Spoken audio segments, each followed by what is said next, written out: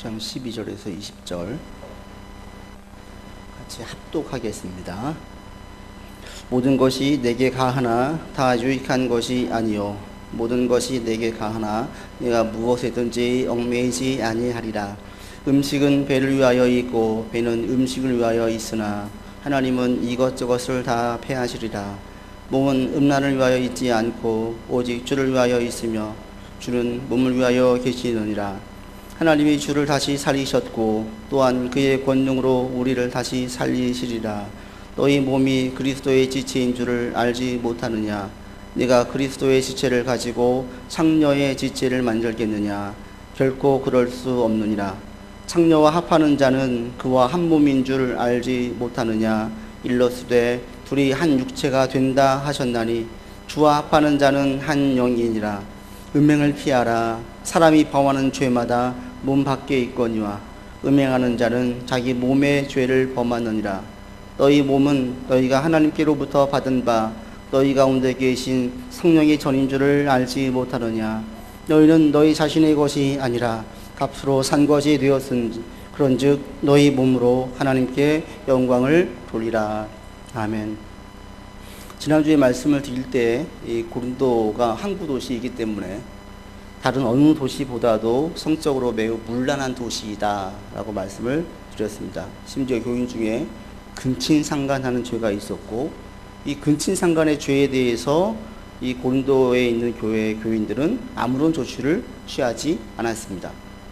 바울은 이 근친상간의 죄를 매우 심각하게 얘기하고 다루고 있습니다. 오늘 본문에서도 이것을 알 수가 있는데 오늘 본문에 나와 있는 이 음행이라는 말이 바울이 쓴 서신서에서 유일하게 고린도에만 있어요. 다른 서신서, 다른 교회에 쓴 편지 가운데에는 음행이란 말이 없어요. 신약성경 자체에 음행이란 말이 복음서에 5번, 사도행전에 3번, 요한계시록에 7번 나와 있고 바울이 쓴 서신서에는 한 번도 없다라는 거죠.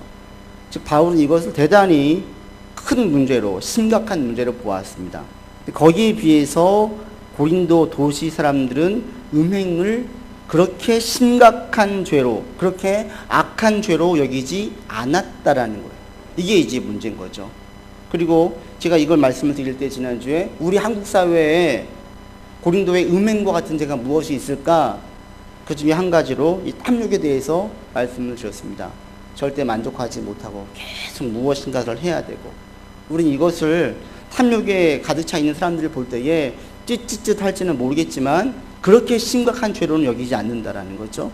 마치 고린도 사람들이 음행의 문제를 그렇게 심각하게 여기지 않는 것처럼 오늘 본문은 바울이 음행의 문제를 다루면서 근친상간을 시작해서 이제 음행의 문제를 쭉 이야기하면서 그리스도인이 생활할 때에 자유로움에 대해서 얘기를 하고요. 그러면서 자연스럽게 몸으로 근친상간과 음행을 하니까 우리 몸에 대해서 설명을 하고 있습니다. 오늘 본문을 통해서 우리 그리스도인들이 자유로움이 어떤 것을, 그리스도인의 자유로움이 무엇인지, 그 다음에 예수를 믿고 새로워진 나의 몸은 어떻게 사는 것이 옳은 것인지 성경을 통해서 함께 우리가 알아가기를 원합니다. 첫 번째, 우리 그리스도인의 자유에 대하여서 바울이 음행 문제를 이야기할 때에 12절에 이렇게 시작합니다. 12절 같이 읽어보겠습니다. 모든 것이 내게 가하나 다 유익한 것이 아니요 모든 것이 내게 가하나 내가 무엇에든지 얽매이지 아니하리라. 첫 번째 전제가 뭐냐면 우리 그리스도인들에게는 모든 것이 다 가능하다는 거예요. 우리는 영적으로 완전한 자유인이 되었어요. 그래서 죄에서 해방된 사람이기 때문에 우리는 이론상으로는 모든 게 다 가능하대요. 실제로 이런 이단이 있지요. 모든 게 가능하다. 그래서 심지어는 회개도 할 필요가 없다. 회개도 안 해요. 그 구원파라는 이단은 회개도 할 필요가 없대요. 예수를 딱 믿으면 단번에 모든 죄가 다 씻음받았기 때문에 더 이상 회개할 필요가 없다라는 거죠. 그래서 죄책감에서 대단히 풀려나서 너무너무 자유해요. 늘 무엇인가에 눌려있던 사람들, 회개할 제목들 때문에 죄책감에 차있던 사람들이 이제 이 죄책감에서 놓이니까 기뻐하는 거예요. 잘못된 죄책감과 잘못된 회개는 우리가 놓일 필요가 있지만 그리스도인으로서 죄책감은 회개로 이어지게 하고 하나님을 더 만나게 하기 때문에 우리에게 대단히 유익합니다. 그런데 이거 자체를 완전히 없애버렸어요. 그게 뭐냐면 영적으로 완전히 자유해졌다라는 거예요. 근데 한 가지만 알고 다른 건 모르기 때문에 그렇죠. 일단 첫째, 우리는 모든 것이 다 가능합니다. 여러분이 어떤 행동을 해도 무엇을 해도 우리는 다 가능하다는 거예요. 이게 바울에게 이 복음을 그대로 적용을 시켰을 때에 바울은 먹는 문제에 있어서 자유해졌어요. 그래서 심지어 고린도에 있는 성도들에게는 제사, 이방신에게 드린 제사 음식도 모르고 사서 먹게 되어지거든 그냥 먹으라고 그랬어요. 그러니까 먹는 게 죄가 아니라는 거죠. 여러분, 이 먹는 문제에 자유한다는 것이 얼마나 파격인지 아십니까? 먹는 문제에 자유한다는 것이. 얼마 전 기사 보니까 그게 나왔더라고요. 우리나라의 K리그 1호 아프리카 선수가 33년 전에 왔더라고요.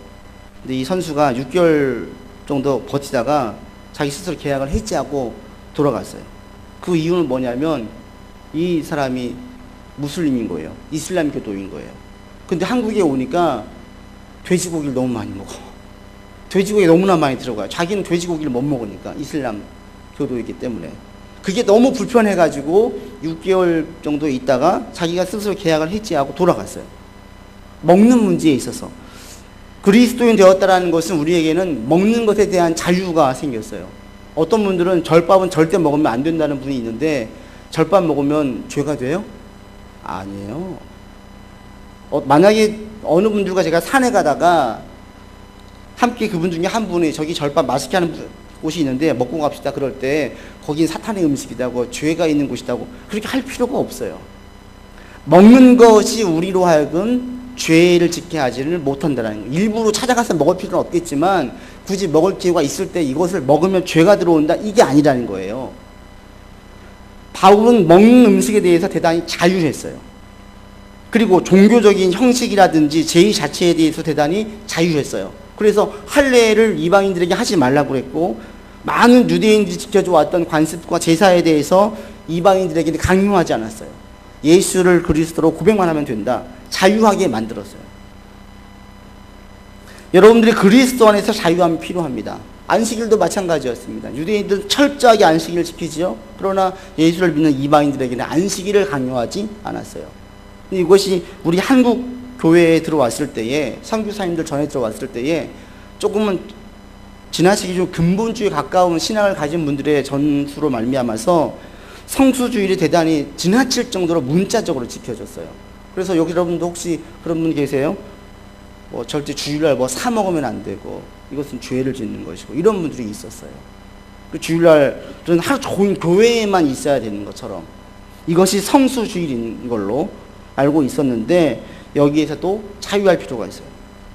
성수주일의 의미가 그것이 아니라는 거죠. 그래서 예수를 믿으면 복음 안에서 우리는 더 자유로워지지 구속하는 게 아니에요. 먹는 거라든지 행동에 있어서라든지 예수를 믿는 데 있어서 무엇인가 제약이 있는 게 아닙니다. 음악도 마찬가지고요, 문화도 마찬가지고요. 저 같은 경우에도 그런 게 되게 심했었습니다. 음악도 대중음악을 들으면 안 되는 것이었고 영화도 웬만하면 보면 안 되는 것이었고 마치 이런 것처럼. 그러나 거기에 대해서 다 자유하세요. 괜찮습니다. 복음은 우리로 하여금 자유하게 한다는 거죠. 그래서 첫 번째 전제가 음행 이야기를 할 때 바울이 첫째 전제가 그래 다 가능하다 이거예요. 음행 지은 사람도 나중에 하나님께 구원받을 수 있습니까? 없습니까? 구원받을 수 있어요. 근친상간도 마찬가지예요. 어떤 죄를 지어도 예수의 보혈로 다 씻을 수 있다는 거예요. 이 전제, 그래서 모든 것이 다 가능하다, 이 전제에서 시작을 해요. 그런데 이 모든 것이 가능하다는 것을 이야기할 때 주의할 두 가지를 덧붙여서 이야기합니다. 12절을 다시 한번 보십시오. 그게 첫 번째 무엇이라고 이야기합니까? 모든 것이 가능하지만 뭐래요? 다 유익한 것이 아니래요. 이걸 첫 번째 인지하라는 겁니다. 우리가 육체로 행하는 것 다 가능하다, 다 해도 괜찮다. 그런데 행하는 모든 것이, 육체의 모든 자유로 행하는 것이 그리스도인으로 사는 데에 유익한 것은 아니라는 거예요. 이게 첫 번째 주의해야 될 부분이라는 겁니다. 다 해, 괜찮아. 그러나 두 가지는 꼭 주의했으면 좋겠어. 그 중에 첫 번째가 내 자유함으로 행하는 모든 것들이 그리스도인으로 사는 데에 다 유익한 것이 아니라는 거예요. 요즘 직장 들어가는 자체가 너무 어려워요. 취업 자체가. 그런데 취업을 하게 되면 얻어진 유익과 혜택이 많습니다. 안정적이 되어지고 이제 어른도 될 수 있고 할 수 있어요. 특히 대기업으로 갈수록 더욱더 얻는 혜택이 많은 게 지금 우리 한국 사회 구조입니다. 그런데 제대로 된 직장 생활을 하려면 꼭 필요한 게 있습니다. 뭐예요? 자기 몸을 빨리 직장의 생활에 맞춰야 되는 거예요. 그렇죠? 나는 야행성이니까, 난 올빼미니까, 난 원래 새벽 2시, 3시 잤어. 직장에 들어간 다음에 그렇게 할 수 있습니까? 할 수 없어요. 2시, 3시, 4시까지 있는 다음에 정상적인 출근을 했을 때에 몸이 버티지 못하죠. 결국 그 사람은 정상적인 직장 생활을 할 수가 없습니다. 신앙생활이 이와 똑같다라는 거예요. 자유해요. 당신이 새벽 3시까지, 4시까지 잠을 자지 않는 것 괜찮아요. 당신 자유해요. 그러나 당신은 직장인이죠. 직장에서 정상적인 직장 생활을 하려고 하면 당신은 몸을 가지고 있다는 사실을 인식해야 돼요. 그래서 이 몸이 버티지 못하게 갈 것이 아니라 이 몸이 직장에서 정상적인 컨디션으로, 최고의 컨디션으로 일을 할 수 있도록 유지를 해야 돼요. 그래야 직장에서 생활할 수가 있고 얻어지는 모든 유익과 혜택을 누릴 수가 있습니다. 직장 생활을 잘하는 것은 마음의 결단이라든지 머리의 이해로 되는 게 아니지요. 몸으로 되는 거예요, 몸으로. 신앙생활이 이와 똑같아요. 그런데 너무나 많은 그리스도인들이 이것을 놓쳐요.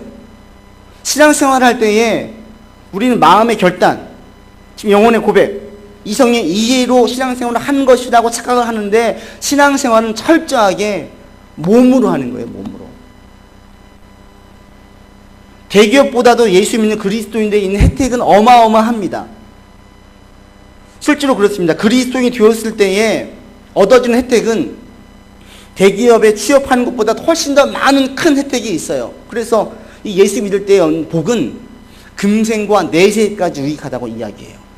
이 땅에 사는 곳에서만 유익한 것이 아니라 죽은 이후에도 유익을 주는 것이 복음이고 그리스도인의 유익이라는 거죠. 그런데 이 혜택을 다 받아 누리기 위한 전제가 뭐예요? 우리의 몸이 그리스도인으로 살 수 있는 사회적인 컨디션으로 만들어야 된다는 거예요. 이걸 안 하면서 자기는 성경에 나와 있는 모든 혜택을 다 받아 누리려고 한다는 거죠. 예수 믿을 때의 얻는 유익이 정말 커요. 그리스도의 사랑을 경험하게 되어지면 내 안에 있는 많은 상처들이 회복이 되어져요. 그리고 늘 사람들에게 무시당했던 사람들은 자신이 사랑받는 존재라는 사실에 인간에 대한 존중, 존엄성이 생겨요. 그리고 삶에 대한 불안함이 있었던 사람들은 삶에 대한 안정을 찾게 되어져요. 소망이 없던 사람들에게 소망이 생겨집니다. 믿음의 식구들 통해서 뭔가 의지하고 함께 견뎌나갈 수 있는 힘도 얻게 되어져요. 그래서 예수를 진짜 믿고 그 안에 있는 그리스도인들에게는 이것들이 결과적으로 불면증이 해소된다든지 불안감이 사라진다든지 정신병이 치료가 된다든지 감정적인 기복이 안정을 찾는다든지 늘 우울증에 시달려가지고 삶에 소망이 없던 사람이 소망 가운데 살게 된다든지 많은 변화가 있어요. 그런데 이러기 위한 전제가 꼭 뭐라는 거예요? 그리스도인으로 살기에 유익한 몸 컨디션으로 만들어야 된다는 거예요. 우리 교회에서는 줄창 한 가지만 강조했어요. 예수 믿으면 어떤 혜택이 있는지만 이야기를 해요. 어떤 혜택이 있다고만. 예수 믿으면 이게 좋습니다. 이게 좋습니다. 이게 좋습니다. 우리가 이건 다 들어서 알고 있어요. 그런데 이 모든 것들을 받아 누리기 위한 전제가 한 가지 꼭 있다라는 거죠. 그게 뭐예요? 내 몸이 그런 것들을 받아 누릴 수 있는 상황으로 나를 만들어야 된다는 거예요. 이것은 우리 직장 생활하는 사람들 너무 잘 알고 있잖아요. 내가 직장 생활을 잘 하려면 내 몸을 거기에 만들어야 돼요. 그 상황에 맞게 만들어야 돼요. 그리스도인도 이와 똑같다는 거예요. 내게 모든 것이 가능하지만 모든 행동이 그리스도인으로서 유익한 게 아닙니다. 당신이 그리스도인 되었으면 그때부터는 그리스도인으로서의 유익과 혜택을 받으려면 거기에 맞는 몸으로 만들어야 된다는 겁니다. 여러분들 신앙 안에서 자유하세요. 그런데 그 자유가 여러분의 신앙을 떨어지게 만들지는 않게 하십시오. 제가 처음에 성수주의를 말씀을 드렸어요. 성수주의는 문자적인 성수주의가 아닙니다. 주일 사모도 괜찮습니다. 주일 하루 종일 교회에 있는 것, 이게 성경적인 성수주의가 아닙니다. 제가 볼 때 성경적인 성수주의는 첫 번째, 내가 먼저 신앙의 회복이 되는 거예요. 그 다음 두 번째, 가정의 회복이에요. 그리고 난 다음에 교회에서 봉사해요. 가장 이상적인 성수주의는 가장 이상적인 성수주일은 온 식구가 함께 교회에서 예배드리고 사역도 같이 하고, 이게 가장 이상적인 성수주일이에요, 제가 볼 때. 그런데 이 단계를 가기까지는 순서를 정한다면 첫 번째, 내가 회복이 되어야 돼요. 예를 들면 제가 밤새 일하고 지금 몸이 파김치가 된 사람들은 절대 주일날 하루 종일 교회에 있으면 안 돼요. 몸의 회복이 먼저 있어야 돼요. 그 다음에 가정이 깨진 사람들은 주일날 하루 종일 교회에 있으면 안 돼요. 예배드리고 가족과 함께 시간을 보내면서 가족의 회복을 힘써야 돼요. 이게 성수주일이에요. 그래서 온 가족이 회복되어지면 같이 와서 교회에서 예배드리고 하나님의 이 사역들을 같이 한다면 가장 이상적인 것입니다. 그래서 주일날 성수주일의 의미를 너무나 문자적으로 얽매이지 마십시오. 그런데 이게 문제가 있어요. 자유하라고 했더니 이것이 오히려 신앙을 약화시키는 경우도 있어요. 어떤 분은 철저하게 성수주의를 했어요. 주일날 오면 항상 예배드리고 그냥 교회 살았어요. 힘든 부분도 있지만 얻어진 유익과 은혜도 많았었어요. 그런데 성수주의의 의미가 이게 아니래요. 자유해졌어요. 주일날 여행도 가고 뭐 쉽게 놀기도 하고, 그리고 주일날 예배드리면 땡 하고 가서 하기도 했었어요. 근데 어느 순간부터 신앙이 떨어질 수가 있다라는 거예요. 왜 그래요? 신앙은 머리가 아니에요, 몸이에요. 예배를 드리는 시간이 없어지고 예배를 드리는 시간이 줄어들면 점점 신앙이 떨어질 확률이 높아요. 기도도 마찬가지입니다. 늘 정한 시간에 기도했어요. 어릴 때부터 어머님이 늘 훈련받아가지고 매일 그 시간만 되면 기도했었어요. 저도 자려고 누웠다가도 몸이 아무리 피곤해도 잠자기 전에 기도하는 습관이 있어가지고 어거지 일어나서라도 기도를 했었어요. 그런데 기도는 이게 아니구나, 자유하자, 무시로 깨어 기도하는 것이구나, 기도하면서 이 기도의 시간을 자기가 정했던 것을 떼버렸어요. 자유하자. 이게 신앙이 좋아질 것 같은데 오히려 신앙에 마이너스가 되는 경우가 훨씬 많아요. 모든 기도의 사람들은 무시로 깨어 기도했지만 정한 시간을 놓고 또 기도도 했어요. 자유하는 건 좋은데 그 자유가 내 신앙에 약화되는 것으로 이어지게 해서는 안 된다라는 거예요. 그 자유함이 내 신앙을 더욱더 성장하는 데에 써야 된다는 거죠. 우리의 몸과 마음이 함께 있기 때문에 예배 횟수가 줄어들고 기도의 시간이 줄어들면 자연스럽게 신앙과 하나님께 향한 마음이 줄어들 수밖에 없어요. 이게 정상의 지극이. 한 번 더 볼수록 정이 가잖아요. 하나님께 한 번 더 찾아오고 한 번 더 생각을 하고 한 번 더 기도하는 사람이 훨씬 신앙이 좋아질 확률이 높지요. 이것을 법으로 만들어 놓고 율법으로 세워놓으니까 문제인 것이지, 여러분에게 있는 자유가 신앙 성장하는 데 사용될 수 있기를 바랍니다. 그래서 유대인들은 예수를 믿은 다음에도 그 유대인들은 하루에 3번씩 기도하는 그 습관, 유대인의 습관을 고수했어요. 왜? 그게 자기 신앙에 유익하니까. 우리 가운데 신앙의 자유 좋습니다. 여러분 주일날 어디 갈 수 있어요. 예배를 안 드리고 가서 다른 곳에 예배를 드릴 수도 있어요. 그러나 이 신앙의 자유가 내 신앙의 약화로 이어지지 않게 여러분 스스로 주의할 필요가 있습니다. 바울이 첫 번째 이것을 얘기합니다. 그 다음에 두 번째 또 한 가지 이야기하죠. 그게 무엇입니까? 12절 하반절에 모든 것이 내게 강하지만 내가 무엇에든지 얽매이지 않겠다 그래요. 얽매이지 않겠다는 것은 반대로 어떤 뜻이 있습니까? 얽매일 수 있다는 거예요. 모든 것이 가능한데 무엇인가를 내가 자유롭게 행동을 하다가 그 행동이 나를 얽어맬 수 있다는 거죠. 그리스도인의 살기에 올무가 되기도 하고 내게 해가 될 수가 있다는 거예요. 여러분들 얽매어지는 것을 이야기할 때에 우리는 죄로만 생각하기 쉬운데 그렇지 않습니다. 내게 해롭지 않은 것도 나를 얽매이게 할 수 있습니다. 이걸 바울은 주의하라는 겁니다. 예를 들면 아는 장로님 한 분이 건너 아는 장로님이에요. 이분이 배드민턴을 좋아해요. 여러분 배드민턴이라는 운동을 하는 것이 이게 죄예요, 아니에요? 신앙을 떨어지게 합니까? 떨어지지 않게 합니까? 아무 상관이 없는 것 같아요. 그런데 이 장로님이 배드민턴을 얼마나 좋아하는지, 이 배드민턴 동호회가 우리나라에서 제일 동호회가 많다고 해요. 배드민턴과 축구가. 그래서 배드민턴은 대회도 많고 규모도 어마어마하다고 합니다. 이틀 동안 보통 한대요. 다른 대회들은 하루에 끝나는데. 이 장로님이 배드민턴을 너무 좋아해서 배드민턴 대회를 나가요. 배드민턴 대회를 나가기 위해서 일부 예배를 드려요. 일찍 예배를 드리고 배드민턴을 가요. 이게 1년에 한 번 그렇게 하는 것이 아니라 한 달에 한 번, 두 달에 한 번씩으로 가요. 근데 장로님이다 보니까 대표기도 많고 교회에서 맡은 사역도 많잖아요. 이분이 그런데 대회가 있는 주일날은 모든 게 다 뒷전이에요. 대표기도를 맡을 때에도 다 양해를 구하고 자기 일부 대표기도만 하는 거예요. 예배 땡 하면은 배드민턴 하러 가요. 이것이 그분 신앙에 도움이 되겠습니까? 이 장로님이 교회의 어른인데 이것이 교회의 본이 되겠습니까? 배드민턴 자체는 이 배드민턴이라는 운동은 건강을 좋아요. 그리고 삶의 활력도 좋아요. 그렇지만 그리스도인으로 살 때에 이 배드민턴이나 운동이 얽매이게 할 수 있다는 거예요. 배드민턴 자체는 나쁜 게 전혀 아니에요. 그럼에도 불구하고 건강한 그리스도인, 열매를 맺는 그리스도인이 사는 데에는 때로는 이런 운동도 해가 될 수가 있다는 사실이에요. 제가 아는 집사님은 그랬습니다. 이분은 산을 좋아했어요. 놀기를 좋아하는 분이었어요. 주말이면 토요일만 되면 여러 친구들과 함께 산에 가고 겨울이면 스키를 타러 다녔대요. 그 재미에 살았대요. 근데 이분이 예수님을 만났어요. 큰 은혜를 받았어요. 자연스럽게 하나님 사랑에 푹 빠졌습니다. 주일 예배를 사모하기 시작했습니다. 성경도 공부하기 시작했습니다. 나중에 급기야 교회에서 봉사도 했어요. 그러다가 어느 순간 자기 삶을 돌아보니까 같이 놀던 친구들이 다 떨어져 나갔대요. 그러면서 이분이 하는 고백이에요. 근데 목사님 어쩔 수 없잖아요. 그 친구들이 싫어서가 아니라 생활 패턴이 달라지다 보니까 자연스럽게 보지 못하게 되더라고요. 이건 어쩔 수가 없죠. 하고 그분이 쿨하게 이야기를 해요.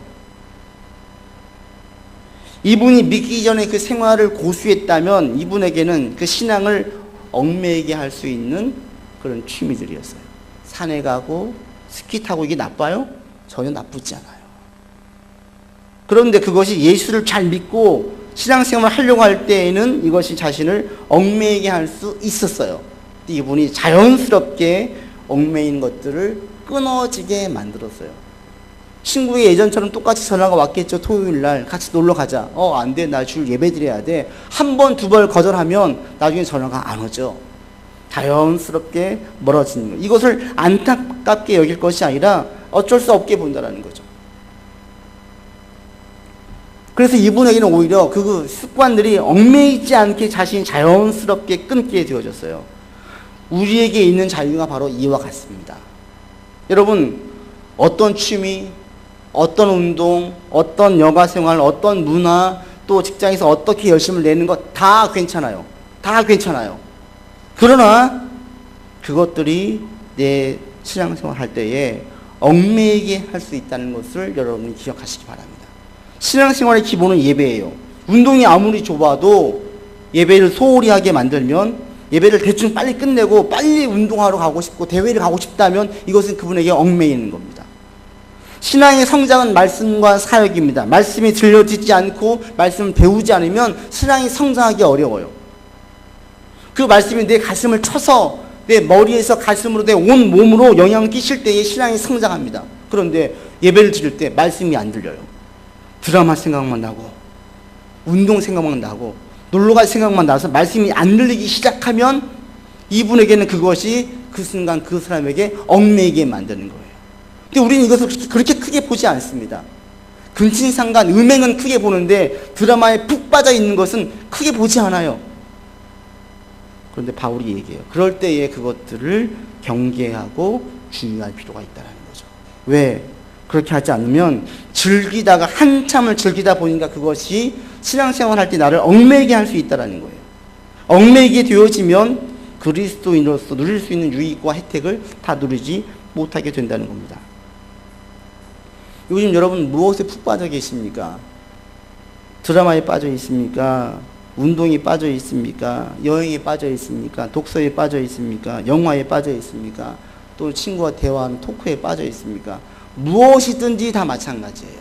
다 가능합니다. 그러나 그것이 예배를 소홀히 여기게 만들고 말씀을 청종하지 못하게 만들고 예배를 통해서 그리스도를 보지 못하게 만들고 기도에 집중하지 못하게 만든다면 그것들에 대해서 한 번 더 생각하고 주의하고 조절이 필요하다는 거죠. 그렇게 하지 않으면 나도 모르는 사이에 내 마음이 하나님을 향한 나의 마음이 식어져요. 마음이 식어지면 끝나는 거예요. 제가 말씀드린 이런 것들에 대하여서 전혀 이것이 내 신앙생활에 문제가 없다면 계속하세요. 괜찮습니다. 그러나 그것이 내 신앙생활에 자신 있게 저는 상관없어요 라고 말하지 못한다면 한 번 더 조정과 조절이 필요합니다. 여러분 삶을 이런 부분에서 한번 돌아보기를 바랍니다. 그래서 바울이 이야기합니다. 모든 것이 가능하다. 모든 것이 유익한 것이 아니고 모든 것이 가능하지만 그 모든 것들이 나를 얽매이게 할 수 있기 때문에 난 주의하겠다. 여러분도 그렇게 하십시오. 그러면서 우리의 몸을 어떻게 사용해야 하나님께서 뜻하신 일들을 다 이룰 수가 있고 주님께서 주신 것들을 다 받아들일 수 있는지를 연이어서 설명을 합니다.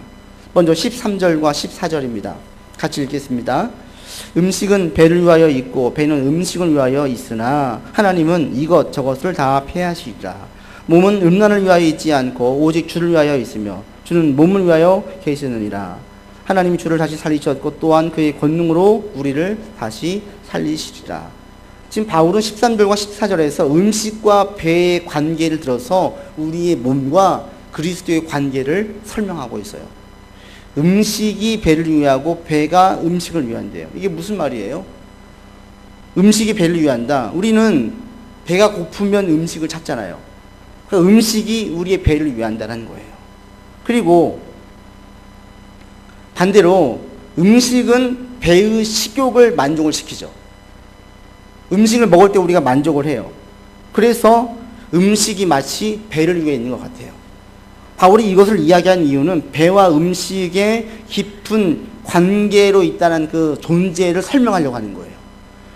우리의 배, 우리 식욕을 돋구는 것과 식욕과 음식은 깊은 관계가 있다. 이런 것처럼 그리스도인의 몸이, 우리 그리스도인의 몸이 그리스도와 깊은 관계로 존재한다는 거예요. 그러면서 음식이 배를 위하고 배가 음식을 위하는 것처럼 그리스도인의 몸은 주님을 위하고 주님의 죽으심은 우리를 위한다는 거예요.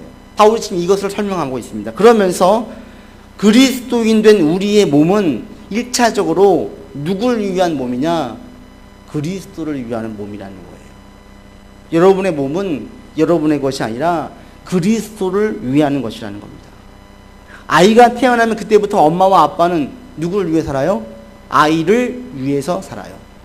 아이를 위해서 희생해요. 아이를 위해서 자기의 젊음을 바쳐요. 아이를 위해서 자기의 물질을 드려요. 아이를 위해서 자기의 시간과 재능과 모든 것을 다 드려요. 그걸 기뻐하게 여기고 영광으로 여겨요. 아이를 위해서 살지요. 세상에서 뛰어난 위대한 사람을 만나게 되어지면, 위대한 누군가를 만나게 되어지면 그 사람을 위해서 자기 몸을 사용한 사람들도 있습니다. 자기의 젊음과 재능과 시간과 이 모든 것을 다 그 사람을 위해서 써요. 정치인 중에 그런 분들이 있잖아요. 또 직장에서건 뭐 군대에서건 자기 모든 걸 다 자기 몸을 다 사용해서 쓰는 사람들이 있잖아요. 그런 것처럼 그리스도인들은 그리스도를 위해서 자기 몸을 쓰는 사람들이라는 겁니다. 왜? 두 가지 다 있어요. 자녀와 부모의 관계처럼, 사랑으로 맺어진 관계처럼, 또 위대한 성인, 위대한 사람을 쫓아갈 때에 어떤 위대한 사람도 예수님과는 비교가 안 된다는 사실을 알기 때문에 그리스도인들은 자기의 몸을 그리스도를 위해서 써야 된다는 거예요. 우리의 1차적인 우리의 몸은 나를 위해서도 아니고, 여러분 이웃을 위해서도 아니고, 가족을 위해서도 아니고 그리스도를 위해서 존재합니다. 이걸 여러분 확실하게 하세요. 나의 몸은 그리스도를 위한 것이다. 이게 율법이 아니라 은혜로 자원으로 가려면 앞서 말씀드린 부모와 자녀의 관계, 위대한 성인을 만났을 때 대한 그 자기 몸을 희생하는 그 관계를 보시면 돼요. 그러면 자원으로 나가져요. 나를 얼마나 사랑하시는지를 내가 경험하면 경험할수록 자기 몸을 그리스도를 위해 씁니다. 그리고 또 하나, 그리스도가 얼마나 위대하신 분인지를 알면 알수록 자신을 그리스도를 위해서 써요. 예수님은 이 땅에 있는 어떤 인간과는 비교할 수 없는 분입니다. 이것을 알면 알수록, 이것을 경험하면 경험할수록 예수님의 위대하심과 광대하심을 깨달을수록 그분을 위해서 자기의 몸을 쓴다라는 거예요. 여러분들이 여러분의 몸을 그리스도를 위해서 쓸 수 있는 몸이 되기를 원합니다. 그러면 자연스럽게 이것이 2차적으로 자신을 위할 수도 있고요, 가정을 위할 수도 있고요, 다른 사람들을 위하는 몸이 될 수도 있어요. 그러나 1차적으로는 늘 그리스도를 위한 거예요. 왜 가정을 위해 희생합니까? 왜 자신에게 그렇게 사랑으로 나갑니까? 왜 그렇게 이웃을 섬깁니까? 그리스도를 사랑하기 때문입니다 로 얘기할 수 있다는 거죠. 여러분의 몸이 그리스도를 위한 몸이 되기를 바랍니다. 또 한 가지 바울이 15절로 17절에서 이렇게 그리스도의 몸에 대해서 설명을 합니다. 15절로 17절 같이 읽겠습니다. 너희 몸이 그리스도의 지체인 줄 알지 못하느냐? 내가 그리스도의 지체를 가지고 창녀의 지체를 만들겠느냐? 결코 그럴 수 없느니라. 창녀와 합하는 자는 그와 한 몸인 줄을 알지 못하느냐? 일렀을 때 그 둘이 한 육체가 된다 하셨나니 주와 합하는 자는 한 영이니라. 두 번째, 그리스도의 몸은 우리의 몸은 그리스도의 지체요, 그리스도와 한 몸이라는 거예요. 지금 바울은 이것을 이야기할 때 창녀 비유를 들고 있어요. 은행에 대한 이야기를 하다 보니까 자연스럽게 창녀 비유로 시작을 해요. 그러면서 16절에 창녀와 합하는 자가 한 몸이 된 것처럼 16절 하반절에 둘이 한 육체가 되었다. 이것은 부부를 이야기하거든요. 둘이 한 육체가 되지 않느냐. 즉 이것은 무엇을 설명하려고 이야기하냐면 부부가 한 몸 되었다라고 이야기하는 것처럼 그리스도인들은 예수님과 연합한 몸이라는 거예요. 그래서 우리는 한 몸이라는 겁니다. 부부간의 한 몸이라는 것은 무엇을 말합니까? 철저하게 서로의 조정을 말해요. 서로 부부로 살 때에는 아내가 극도로 싫어하는 것, 남편이 극도로 싫어하는 것을 하지 않아요. 왜? 이것은 싸움만 나요. 사랑하면 사랑할수록, 더 깊이 사랑할수록 서로 좋아하는 것을 힘쓰죠. 아내가 좋아하는 것을 남편은 힘쓰고 남편이 좋아하는 것을 아내가 힘써요. 왜? 사랑하기 때문에. 힘쓴다는 것은 무엇이 담겨져 있습니까? 기꺼이 드리는 희생이 담겨져 있어요. 예수님이 우리에게 먼저 희생하셨어요. 하나님의 자리를 버리고 이 땅에 오셔서 연약한 인간의 몸을 입고 모든 고통을 당하셨어요. 희생하셨어요. 그래서 예수님께서 우리를 위해서 희생하시면서 자신이 우리를 위해서 기꺼이 다 내어놓으셨습니다. 이제는 여러분 차례라는, 우리 차례라는 거, 우리 차례. 이것을 알고 있는 그리스도인들이, 이것을 받아들이는 그리스도인들이라면 자연스럽게 그리스도를 위해서 자신을 희생해야 된다는 거예요. 한 몸 되었다는 것은 내가 그리스도를 위해서 희생한다는 거예요. 여러분, 예수님 믿고 예수님 때문에 희생한 부분이 있습니까? 이게 한 몸됨이에요. 예수님 때문에 좋아하는 것을 행하시고 예수님이 싫어하시는 것, 나는 원하지만 참은 거 있었습니까? 이게 한 몸 되는 거예요. 지금 바울은 우리의 몸을 이렇게 하라는 겁니다. 그 다음 세 번째 또 한 가지 말합니다. 19절에 나와져 있습니다. 같이 보시죠. 너희 몸은 너희가 하나님께로부터 받은 바 너희 가운데 계신 성령의 전인 줄을 알지 못하느냐. 너희는 너희 자신의 것이 아니라. 세 번째로 우리의 몸은 뭐래요? 성령의 전이라고 말합니다. 왜 우리의 몸이 성령의 전입니까? 예수를 주로 고백할 때에 바로 성령께서 우리 안에 내주하시기 때문에 그래요. 성령께서 우리 안에 계십니다. 그리고 그 성령이 우리 안에 계시다는 사실을 바울은 늘 잊지 말랍니다. 왜? 성령이 나를 주장하는 성령의 사람이 될 때에 그를 통해서 그리스도의 능력이 드러나기 때문에 그렇습니다. 그리스도인으로서의 그 혜택, 유익을 제대로 누리려면 내 안에 계시는 성령께서 나를 주장하시게 만들면 돼요. 그러니까 성령이 내 안에 계시는데 그 성령님께서 불편해하시지 않도록 우리의 몸을 만들라는 거예요.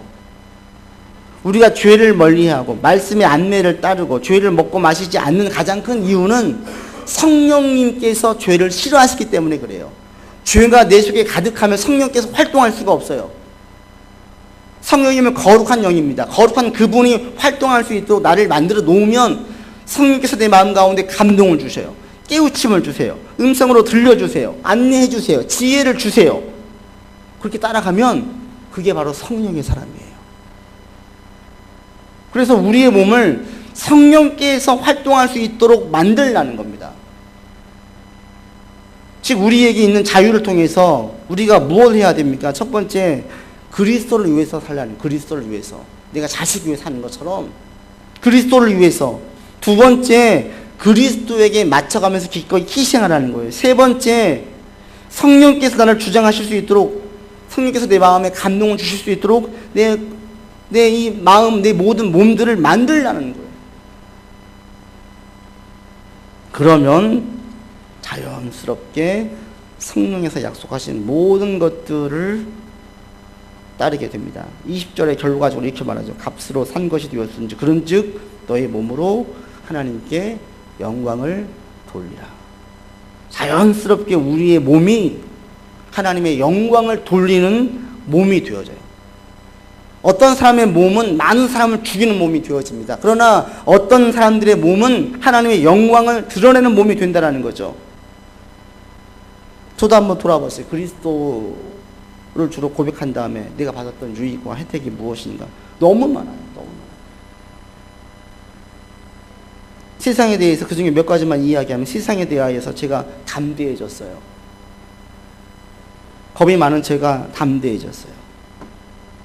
쉽게 절망하고 낙심했던 제가 쉽게 낙심하지 않아요. 꺾이지 않아요. 소망이 꺾이지 않아요.